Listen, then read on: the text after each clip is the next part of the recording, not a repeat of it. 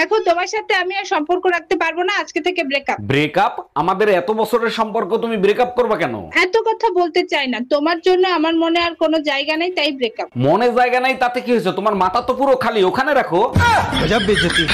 Hello, আমার জামাই আমার কাম করবার নি গানে না, আমার জামাই আমার মেকআপ করবার নি গানছে, তোরে কাম করবার নি গানছে, তুই কাম কর। আর তুমি কি সারা দিন বয়ে বয়ে খাইবা? আমি কাম করে আমার এত সুন্দর আর কষ্ট করে না, বুঝো নাই? আম্মু আম্মু টাকা দাও, কক্সবাজার দেখতে যাব। কিসের টাকা দিমু তোরে? তুই তো প্রতি বছর পরীক্ষাতে আলু নিয়ে আসস, পড়ালেখায় তো ভালো না, কোনোদিনও তো একটু পাশ কইরে আসতে পারলি না বাড়িতে, আবার আসছে টাকা দাও কক্সবাজার দেখতে যাব। আরে আম্মু, নো টেনশন, ডো ফুর্তি, তোমার দুঃখের দিন তো শেষ। তোমার ছেলে পাস, শুধু তোমার মুখ নয়, তোমার ছেলে উজ্জ্বল করেছে সারা বাংলাদেশ। কি কইরে পাশ করলি?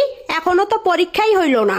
আরে আম্মু, এটাই তো আমার বাজিমাত, সরকার আমাকে দিয়েছে আবারও অটো পাস।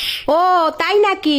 তা পাশ যখন কইরেছে অটো, তো কক্সবাজার যাইয়ে দেখা লাগবে না, ঘরে বসে দেখো তার ফটো, মোবাইল খুইলে ফেনী আর নোয়াখালীর পানির ভিডিও দেখ বসে বসে। এই কিছু টাকা দাও তো, মার্কেটে যাব। গত মাসে যে টাকা দিয়েছিলাম সেই টাকার হিসাব আগে দাও। জানো তোমারে নিয়ে কাল রাতে একটা স্বপ্ন দেখছি। বলো কি? তাই নাকি? তা আমারে নিয়ে কি স্বপ্ন দেখলা? তুমি আর আমি বাসে যাচ্ছিলাম, বাস নদীতে পড়ে গেছে, সবাই সাঁতার কেটে উপরে আসতেছে, আর তুমি জানে কারে খুঁজতেছিলা? কারে আবার খুঁজবো? তোমারই খুঁজতেছিলাম। জি না, বাস কন্ট্রাক্টরে খুঁজতেছিলা টিকিটের টাকা ফেরত নেওয়ার জন্য। গজব বেইজ্জতি। হ্যালো, শোকেজের উপর 2000 টাকা রাখছি, এখন দেখি না, তুমি দেখছো? হ্যাঁ দেখছি, ওই টাকা আমি ব্যাংকে জমা করে রাখছি। ব্যাংকে জমা রাখছো? কোন ব্যাংকে? Bank of wife. ভালো করছো, এবার বের করে দাও। ওই ব্যাংকে টাকা জমানোর অপশন আছে, উঠানোর অপশন নাই।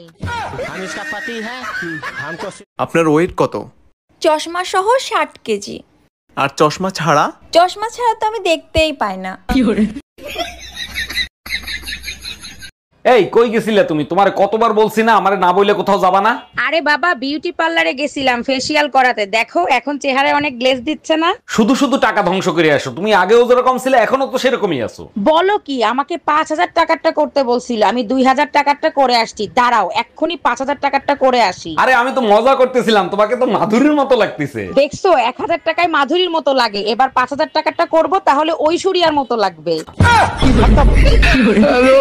এই শুনো, আজকে ইলিশ পোলাও করব না কাচ্চি বিরিয়ানি করব, কোনটা খাবা বলো? গরমের ভিতর বিরিয়ানি খেয়ে সহ্য করতে পারবো না, তুমি এক কাজ করো, ইলিশ পোলাও রান্না করো। গরমের ভিতর তিতা খাওয়া ভালো, তাই করলা দিয়ে ডাল রান্না করছি। তিতা ডাইলে যদি রান্না করে থাকো তাহলে আমারে জিজ্ঞেস করতেছো কেন? মা বলছে স্বামীর কাছে শুনতে, করতে বলে নাই।